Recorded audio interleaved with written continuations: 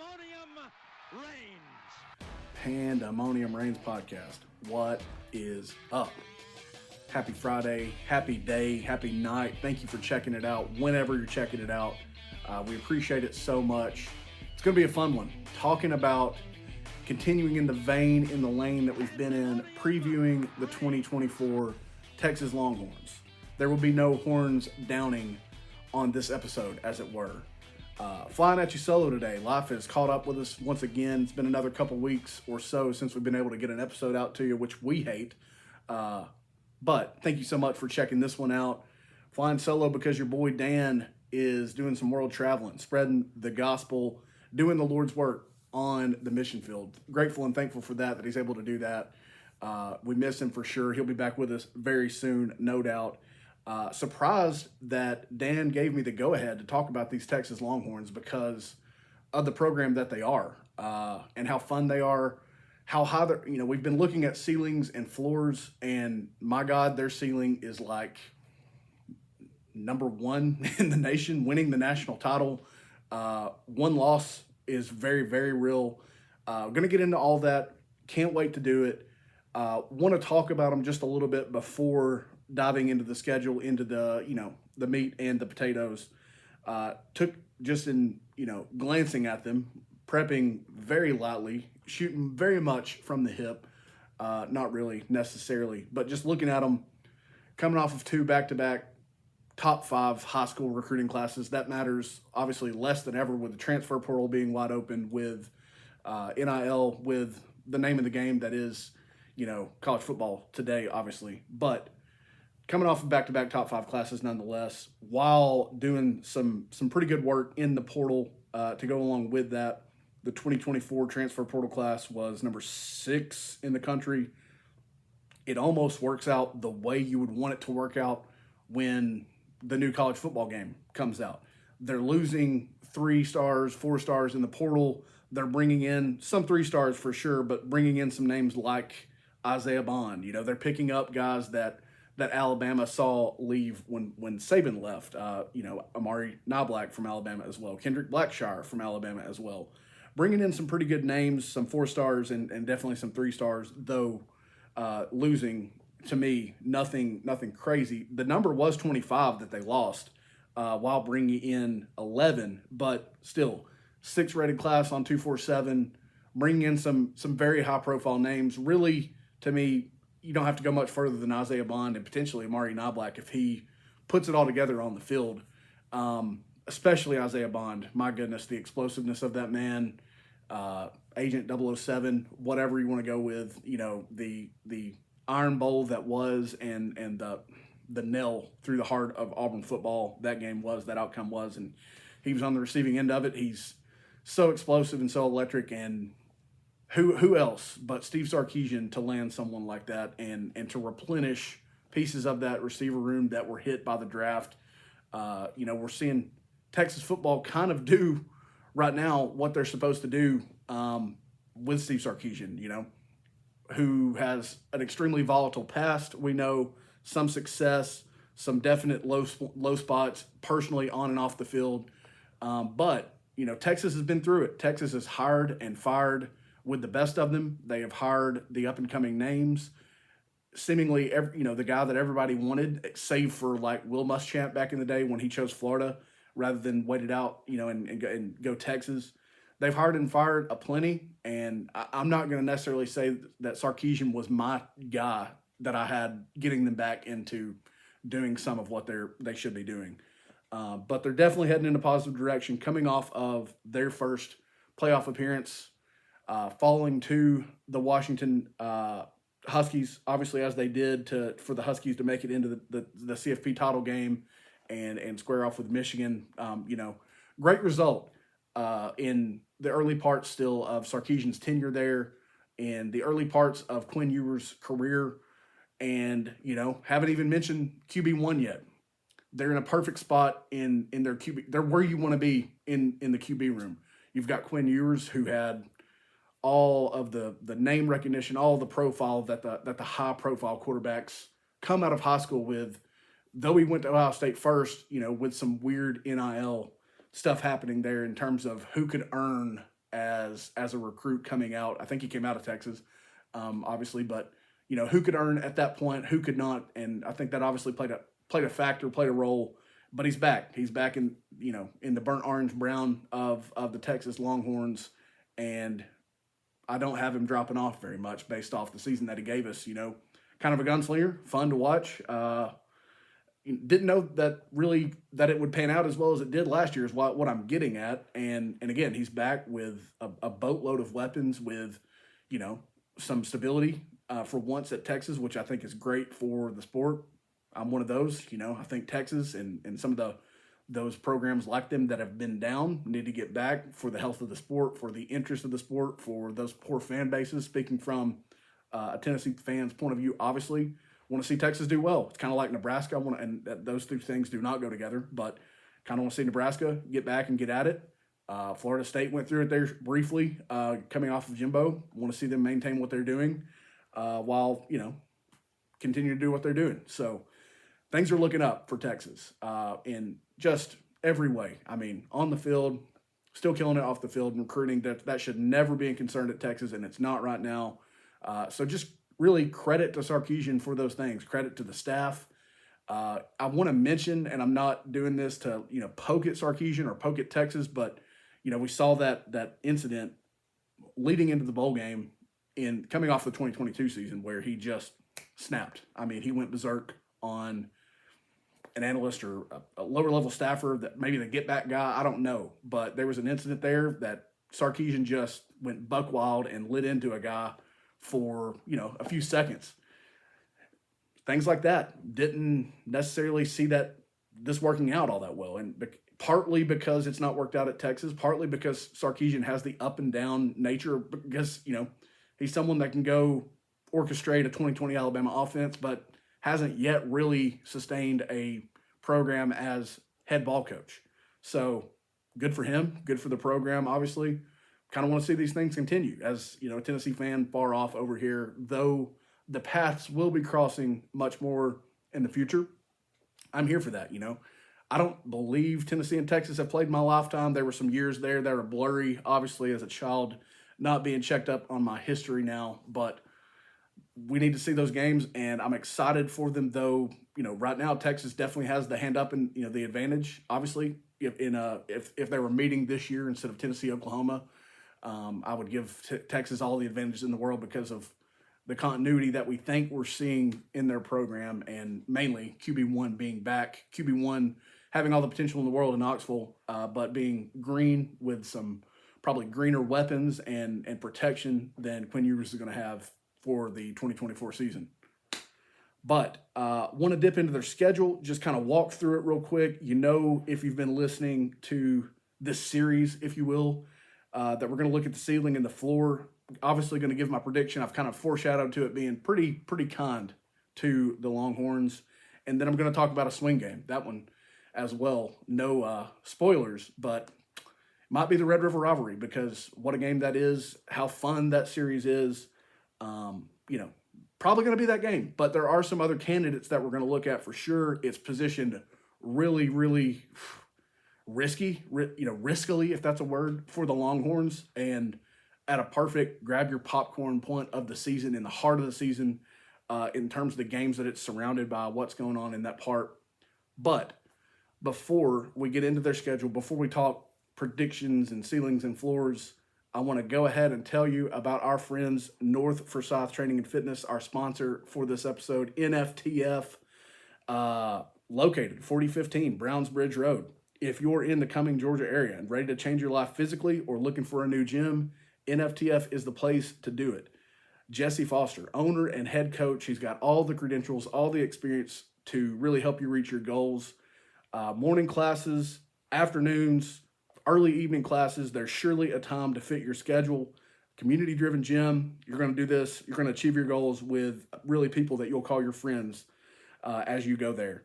Contact Jesse, check out what NFTF is all about, 706-633-6609. Let him know that your boys at the Pandemonium Reigns podcast sent you to him. All right, without further ado, let's take a look at the schedule, just talk through it briefly, and then I can't wait to really talk ceiling and floor. Pretty high floor, pretty high ceiling. All the things line up pretty well for this Texas Longhorns football team. If, again, they continue to break away from recent Texas within the last 10 or so of, really after the championship appearance with Alabama, the events after that, if they continue to break away from those things, boy, it sets up really nicely for the Longhorns in 2024. We haven't really done this, but I'm going to say probably 75 to 80, 90% chance that they're in your college football playoff once we see the dust settle from the season that awaits us. Starting off, they're going to host Colorado State August 31st before a trip to the Big House to face the Michigan Wolverines with all the newness of Michigan. They're going to come back home, face UTSA and Louisiana Monroe, followed by Mississippi State. That's a pretty lighthearted first half almost of the schedule, if you want to look at it that way. Sets up pretty nicely, minus the difficulties of playing at Michigan, but that's kind of met with the newness of Michigan. New head coach, first-time head coach, new quarterback. Whispers of how is that going in Ann Arbor. Doesn't maybe seem that the continuity is going to be there in the pass game, but defensively and with the offensive line, the units that they've had there, the run game should be really strong still. You're going to have maybe every piece but QB figured out going into the season. New weapons outside for Alex Orji or whoever wins the job there. Not going to get too far into the game just yet. Bye week following hosting Mississippi State and those Bulldogs, Red River rivalry. Oklahoma, Dallas in the Cotton Bowl. You know it. We know it. Just pencil it in. It's the prime time, 3:30, whatever slot, whatever channel we're on now. I guess ESPN on ABC this year.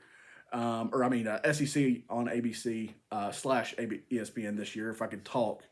And this is where the schedule is really tricky. You've got the magnitude, all the pageantry, everything that is the Triple R Red River rivalry. Then you host nobody huge, just the Georgia Bulldogs, who are going to be pissed off, mad. Kirby's got them thinking they're going 4-8. Everybody's saying it, guys. We're going 4-8 this year. Just book it. You're not even good enough to prevent us from going 4-8. Texas is going to murder us. That's what Kirby is saying right now. I'm just giving you a preview and look into that. Lightens back up a good bit there. They travel to Nashville, which will be fun for the away fans, playing Vanderbilt, followed by the second bye week in this new weird format that we're in. And then they're going to host Florida, travel to Arkansas, host Kentucky, travel to College Station for a heavily anticipated look back into this beloved rivalry. This one is just so fun. Should have never been out of the game at any point in time. Hate the big money, hate the contracts, hate the conference realignments that prevent things like Texas A&M for being a staple in every year. Thank God that game is back. Sorry, Texas A&M, about your feelings. Big brother of old, the school of the state is back in your conference, and frankly, they're positioned a little bit better than you are right now. With that said, I know I gave some feelings about some of these games, but Colorado State, you're starting 1-0. You're going as a 1-0 team to Ann Arbor, Michigan. Now we're going to dive a little bit deeper since we've just laid it out there. I alluded to this one a moment ago. Michigan, lots of new, so much new. I mean, I guess I should say as little new as you can have with a new head coach in terms of promoting from within. This year's quarterback was on last year's team. He just wasn't QB1. This year's running back was on last year's team. He just wasn't RB1 because Blake Corum held that crap down. A lot of the weapons on the outside are going to be, emerging sophomores and juniors, guys that didn't play a ton but have definitely played in the maize and blue. And then you've got a lot of continuity on the defensive side everywhere, really, from defensive front to back. I know they lost Sinistril and some other guys in the secondary, but you've got big pieces back. I mean, you've got the chance to really continue what Harbaugh finally got going there, several years into his stint. But you're hosting an extremely ferocious offense, at least led by Quinn Ewers in these Texas Longhorns. I'm leaning on whatever day today is. I don't even know right now because I'm coming back from vacation myself. It's Wednesday, June 5th. I'm going to get this out as soon as possible. I'm leaning on June 5th towards the Texas Longhorns because of offensive continuity, because of today's game and the nature of it. I know we've had some Renaissance pieces back in terms of what we've seen the last couple of years post-COVID, but I'm going to lean to the extreme continuity rather than mostly continuity of Michigan. I'm going to lean that Texas is 2-0 coming out of Ann Arbor, heading for a 3-game, well, really what's going to be a 5-game win streak. To me, no question, because UTSA, we've seen UTSA give some teams a run for their money, but now they've got a new quarterback to do it with. Louisiana Monroe, I'm very sorry. You're not going to Austin and defeating these Longhorns. You're not slipping up on them. It's not happening again. Mississippi State, good luck, Lebby. I mean, you're gonna need a bunch of points on this day, and good luck getting one stop, one punt, unless it's an arm punt. Ewers making a decision here or there. We've seen him do it because he's a gunslinger, but again, man, the theme so far, and I notice a lot of themes in solo episodes that I do, but the theme is continuity. There is none in Starkville. There is none at Mississippi State right now. The continuity favors Texas and the Longhorns. Starting 5-0, for me, sure, Michigan is a toss-up, probably at worst. I don't see it as a surefire loss. I see it as a pretty likely win, toss-up at worst. 5-0 start with a bye week to gear up for the Red River rivalry, followed by the Georgia Bulldogs. Okay, swing game. How about a swing 2-week period? Because if you manage to beat Oklahoma, also emerging from a bad year in Venable's first year, but now you beat Texas last year when you were not expected to do so. Yeah, you lost Dylan Gabriel, but insert Jackson Arnold. The problem probably being that you insert 4 or 5 new offensive line pieces and a bevy of weapons and defenders around them. But again, Oklahoma, the Red River rivalry is like the swing game of all swing games. And Oklahoma, it's favored Oklahoma recently. We all know it. There's been years when Texas should have won it based on who they were coming into the game and the season. There's been games that they've had one on the field up until they didn't.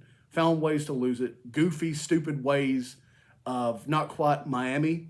Should have been kneeling the ball against Georgia Tech. But goofy stuff has happened because that's what happens in rivalry games. That's what happens when they're college athletes and not professionals. And it even happens to professionals as well. It's not like there are no upsets or no goof ups to that magnitude on Sundays. But it is the Red River rivalry. It is Oklahoma. It is Texas. And again, the continuity, the on-the-field look at these teams with just, combination here of new quarterback and new offensive line. One of those things should be enough if the opponent was anybody but Oklahoma for us to say Texas wins that game. 6-0 start. We're going bowling. That's what that is. But this is the Red River rivalry. Stupid stuff happens. Me, again, early June here, 2 months before we even get into fall camps anywhere, probably. There's going to be some early ones because there's some week 0 games and all that good stuff. But early June, I'm right there where I was with the Michigan game. The worst I can call this is a toss-up for Texas. Everything favors them. They beat you last year, and they had no business doing it, and you let them do it. Not that you let them, but they did it, right? You got to go get revenge in season for that loss last year. You've got to try to stack some wins because you've not done that in a while. Obviously, you're only winning, you're trying to start a streak. You're not continuing on to a streak.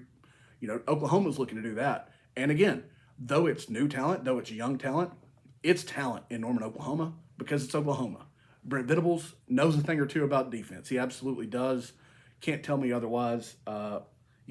We thought we had Oklahoma buried in the grave there when they started out around 500 in his first year, and it just doesn't look like that's going to be the case because they've got weapons, they've got talent, they seemingly always do. So, for me, toss-up at worst, leaning Texas because how can't you? I'm sorry. I'm not a hot take guy. I'm not just going to be like, oh yeah, Oklahoma, because I want to make a headline or catch some attention. That's not me. How I see it is Texas is starting 6-0 with the back-to-back national champions, except minus 1 year, Georgia Bulldogs, coming to town. Okay, there's literally flip the conversation for Michigan and Texas, right? Everything for me in early June has to go perfectly for you to beat Georgia until it doesn't. And they've got the continuity. That's been the theme of my conversation here. They've got the continuity. They feed the draft every year now. It's what they do. They did it a little less this year because they've had 23 picks in each of the last couple years before, exaggerating only a little bit. Okay, Carson Beck is back. Some weapons back. Yeah, he loses Brock Bowers, yada yada. Loses a running back, yada yada. Defenders going pro. We know it. Where has that mattered in the regular season? In the months of late August to early December or late November, where has that mattered against Georgia? Again, I told you what Kirby's saying. Guys, media's saying we're going 4-8. And you haven't proven to me that we're not going 4-8 yet. So, pack it up or earn your draft pick, or earn your spot in the draft right now. Those are the things that he can say. The motivation factor is so extreme. I mean, even he might even be he's definitely off to a better start, coming off of a title at least, than Saban was after his first one at Alabama, because there was that year in 2010 or 2010 or so, right there after the first one that Saban got there, where it was not what we've seen. So he's off to a great start on that front. Who beats Georgia in the regular season? And I think we can say that up until someone does it, and probably does it every year or every other year. I mean, I think that's the consistency that we would need to see to be able to say things like Texas over Georgia, even at home, where we saw Alabama struggle before Texas beat Alabama last year. And they had a world of issues at that time. Quarterback was a disaster. Bill Rhodes' decision-making was awful at the time. They didn't know how to use him, or they weren't using him effectively at the time. So we did see Texas beat Alabama. But, again, we would see Alabama take some regular season losses here and there.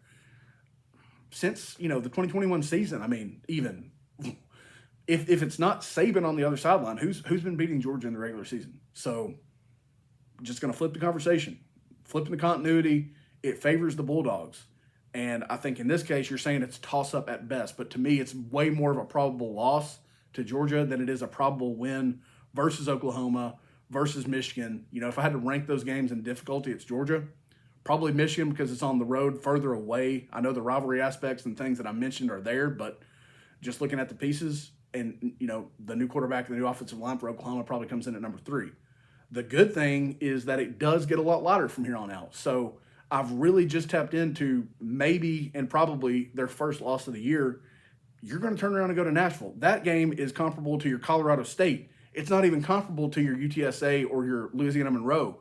That's comparable to your Colorado State or Colorado pre-Dion when they had, only transfers out, no transfers in. So at Vanderbilt, 1 week after maybe taking your first loss of the year, second probably at worst, you're going to get right back on the correct track in Nashville.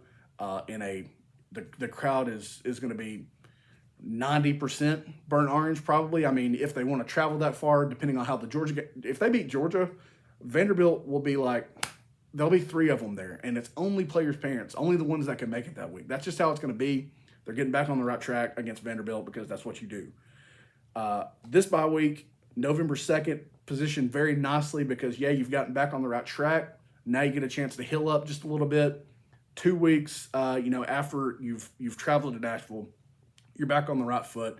You host the Florida Gators, and, man, world of issues in Gainesville. We've not talked about them in this format yet, but just we've mentioned them. We've not done an episode dedicated to them, but we have mentioned them. Just everything that's going on for the Gators. It's not pretty. It's not what it's Texas before they got back on the right track. Except it's probably a little bit worse just in terms of firepower and what you have on the roster.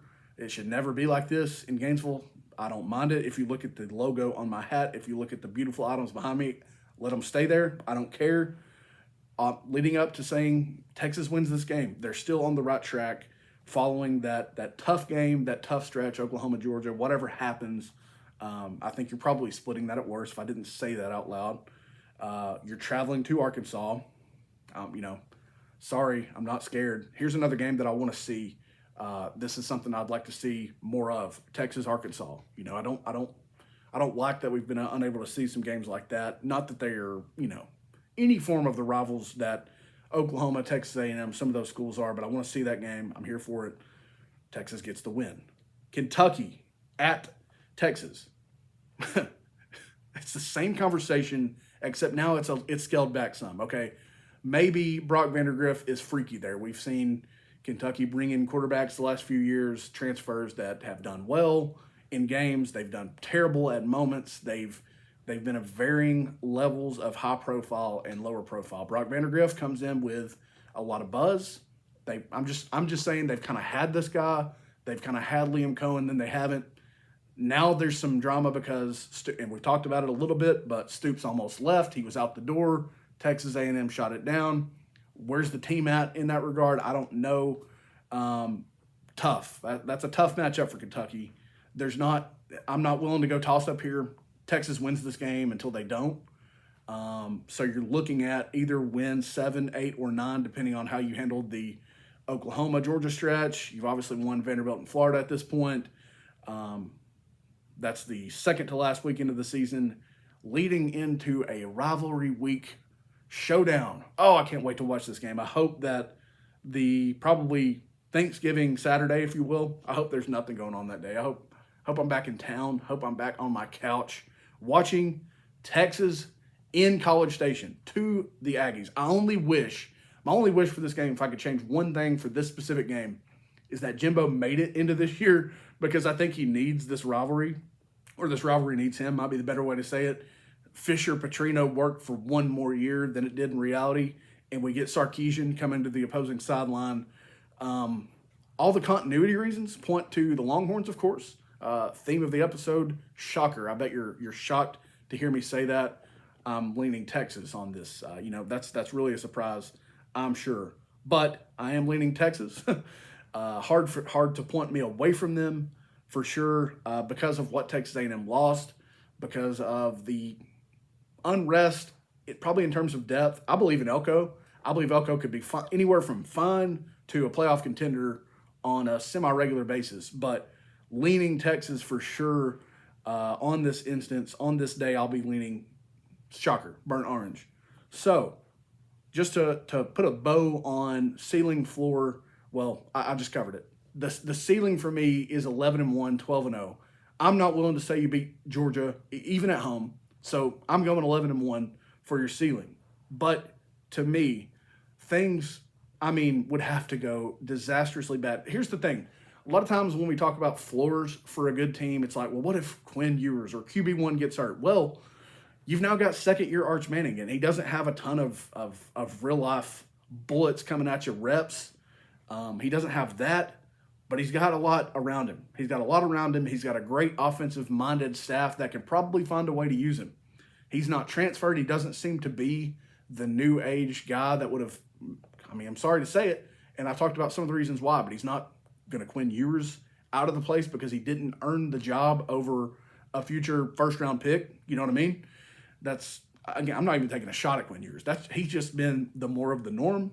Arch Manning, perhaps taking us back. That name, Archie, that's an old school name. Maybe that's the guy that he is. I don't know.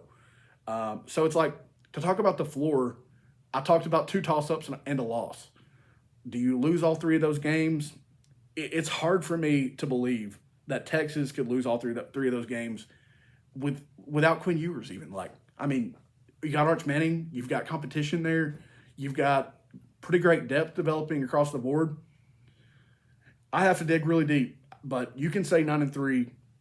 I'd say your floor is probably 10-2, and that's bananas. 10-2, 11-1. That's literally a 1-game difference, obviously, math. But, that's where I'm at because of what they've got in place.